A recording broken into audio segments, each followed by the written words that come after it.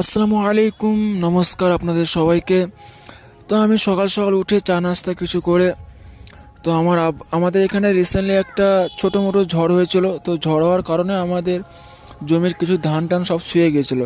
তো ওই ধানগুলোকে এখন আমার আব্বা এসেছিলো বাইরে কাজ করে এসেছিলো বাড়িতে।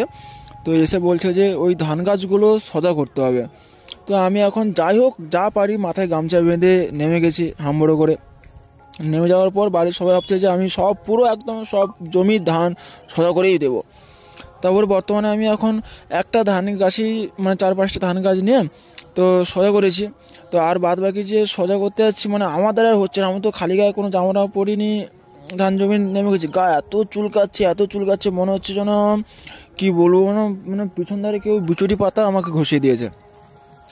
তো এরকম করে করে দেওয়ার পর এই যে ঘষার পর এই ধানগুলো বাঁধার পর দেখবেন তো আমাদের এটার উপরেই ভরসা।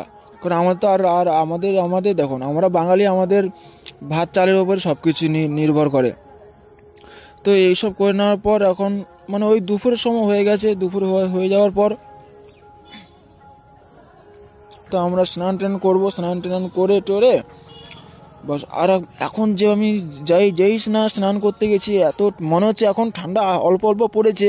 মনে হচ্ছে না আমি আরও যদি আজকে যদি না গা ধুই, কালকে গা ধুতাম, মনে হচ্ছে আমার পক্ষে খুব ভালো হতো। শুধু আজকে আমি আমার আব্বার আদেশটা পালন করতে গিয়ে কাদু হয়ে গেছি, তো গা হাত পা চুলকাচ্ছিলো, এই জন্য আমি বাধ্য হতো পুকুরে নেমে গা ধুচ্ছি।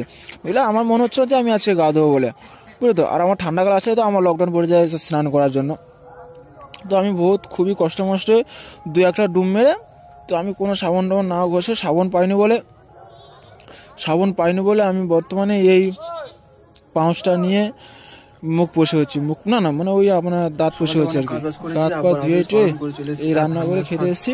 সদা করতে গিয়ে আমি আরো উল্টে চলে এসেছি। এই যে ভাত খাচ্ছে। আজকে রান্না হয়েছিল সয়াবিন বড়ি আলু দিয়ে ঝোল।